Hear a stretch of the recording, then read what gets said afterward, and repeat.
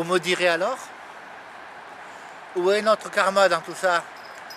Si chacun peut le démolir, si le démon peut nous avoir, où est notre karma dans tout ça? C'est pas bien compliqué. Vous avez un karma de chemin de vie qui est le vôtre. Si quelqu'un arrive dans votre vie et tente de dévier votre karma, il y arrivera seulement si vous acceptez qu'il rentre dans votre vie. Seulement. Si vous n'acceptez pas, alors votre chemin de vie ne sera pas dévié et votre karma restera toujours le même. En règle générale, un homme qui a un esprit très fort a un karma très fort. Un individu qui a un esprit plutôt faible, il aura un karma plutôt faible.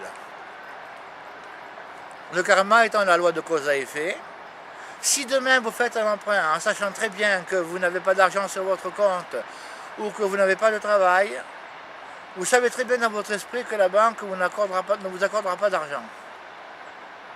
Donc, votre karma, là, vous le connaissez.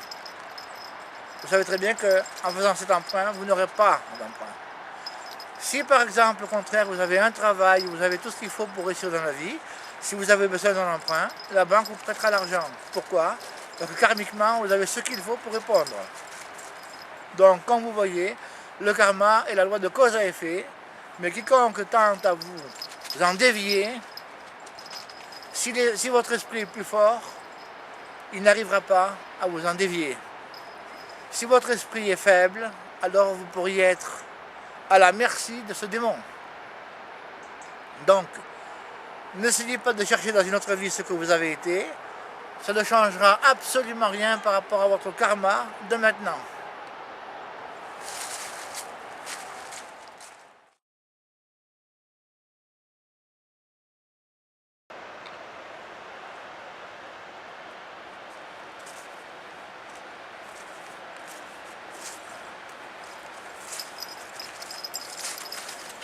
Le karma, comme vous l'avez compris, est donc le chemin de votre vie.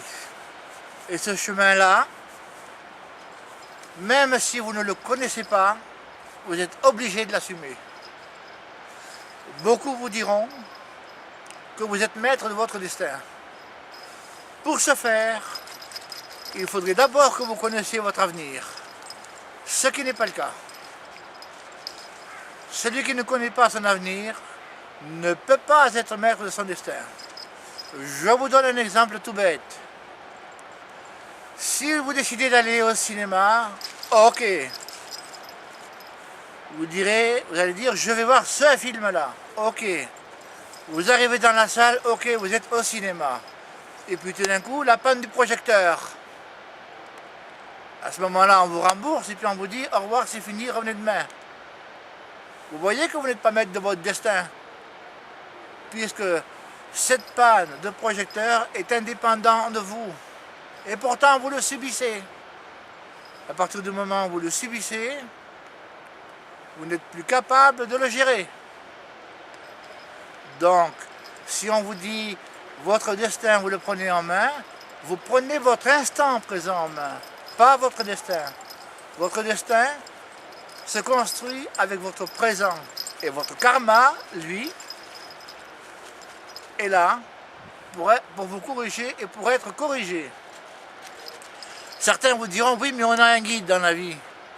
Attendez, votre guide n'intervient dans votre vie que jusqu'à l'âge de 14 ans.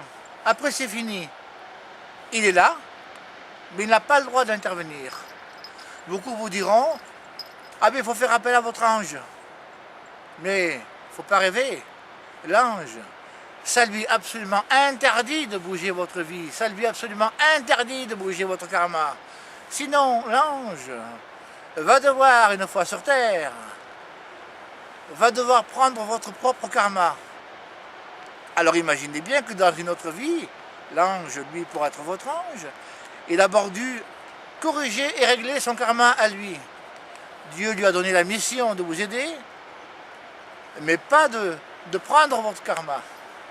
D'accord? Donc celui qui vous dit « je vais faire appel à ton ange », sachez bien que c'est faux. L'ange gardien est là pour vous mettre en face des réalités. À la limite, il vous mettra un homme sur votre route, une femme sur votre route pour vous aider à construire votre vie. Mais jamais il ne construira votre vie à votre place.